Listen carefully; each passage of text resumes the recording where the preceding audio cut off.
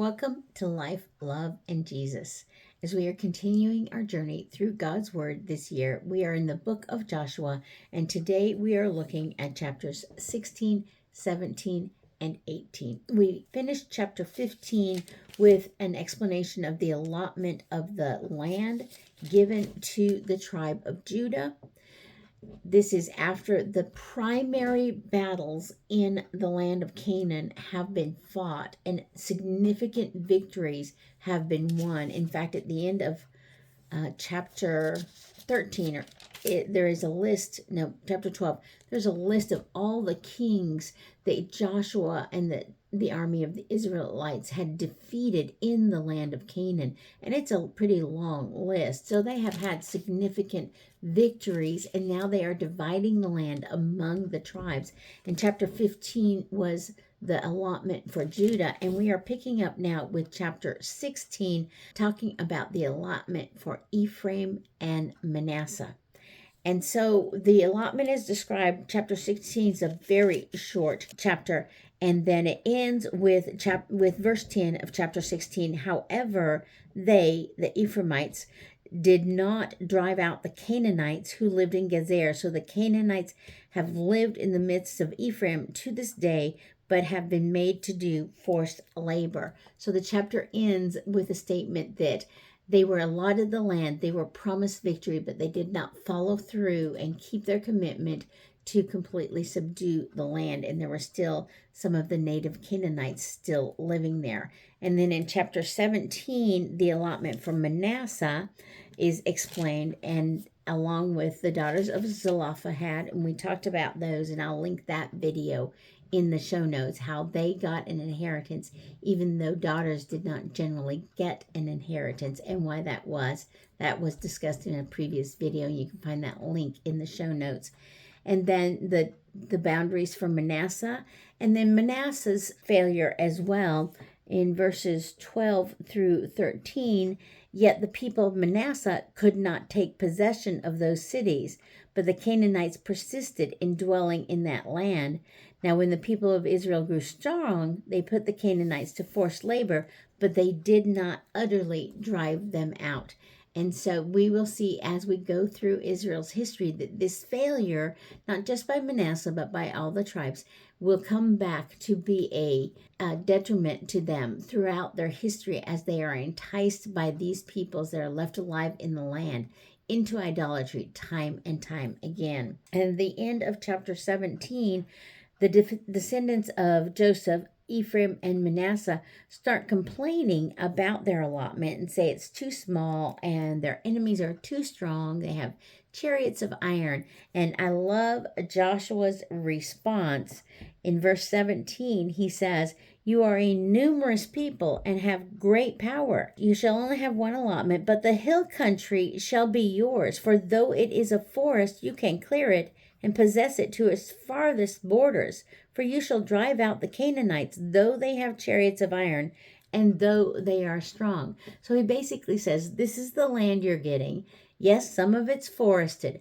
Yes, it's kind of hilly. Yes, there are enemies that have chariots of iron, but you're a strong people. You're a numerous people. The Lord is on your side. So go on out there and conquer the land and possess it.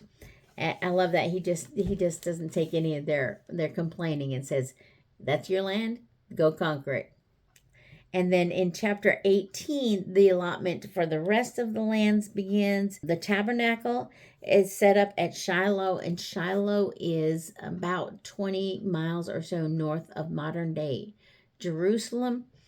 And that is where it was for many, many years during the time of the judges. The tabernacle was there, and all the people of Israel came to the tabernacle to do their offerings and their worship and their sacrifices and to give their tithes. And then they divided the land among the remaining 7 tribes, and Benjamin's boundaries specifically are described in verses 11 through 20. We will be back and we will see the rest of the inheritance for the rest of the tribes in another chapter. But that was just really the allotment for all the tribes began right here after the major battles were won in the promised land.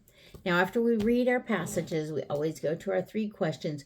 What do I learn about the Lord? What do I learn about myself? And what do I need to obey or change in my life because of what I have learned today in God's Word? And I am going to read to you what I wrote in my journal for question number 2. What do I learn about myself? Like the tribes of Joseph in chapter 17, Ephraim and Manasseh, that I talked about, I can overlook the blessings I have as I focus on what I don't have. So they were complaining about the land's too small, so I don't have more land. What I don't have. And second, the obstacles I face. So they were complaining about the chariots of iron. So I have many, many blessings, just like these two tribes had blessings in their land allotment, but they focused on the obstacles and what they didn't have instead of on the blessings of victory promised, the numbers they had, that they were a large tribe and very strong, that they had seen God work on their behalf in so far in the promised land. They didn't focus on those blessings, they focused on these other things. And in my own life, I'm very tempted to do that as well, to focus on what I don't have.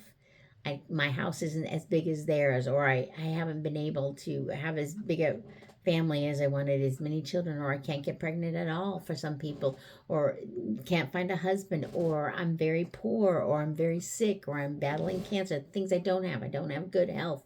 All these things we can focus on that we don't have, as well as the obstacles we face getting to the things that we do have, or living with the blessings that we do have. So, for example, as a young mother, one of my obstacles was my attitude towards the obstacles of laundry and diapers and that constant mom, mom, mom, mom, mom all the time. So instead of focusing on the blessing that my children were, that I was so grateful to have my children, so many times I fell into that trap of just focusing on, well, I can't do this and I can't do that because these little people need all my time and attention. And so it is easy to fall into, and it's still, as an empty nester with grandchildren and being older in my life, it's still, I can fall into it all the time, and all of us can. I focus on, well, I can't do this because of that, instead of focusing on, Lord, thank you for the opportunity. Let me figure out how to do that. So I just think that's something that I need to constantly preach to myself.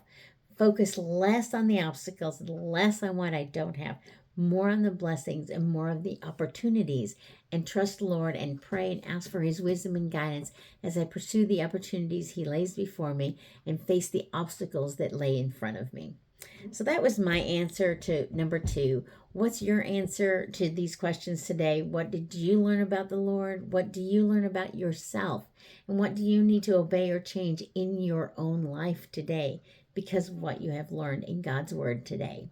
Thank you for joining me as we're going through Joshua. I will be back here tomorrow. I hope you'll be with me as we pick up with chapter 19. We're coming near the end of Joshua, just a few chapters left, 2 more videos, and we will then be going on to the next book. Make sure you're on my email list to get that study notes after we finish Joshua. And share this video with friends and family, like and subscribe, and I will see you back here with the next one tomorrow.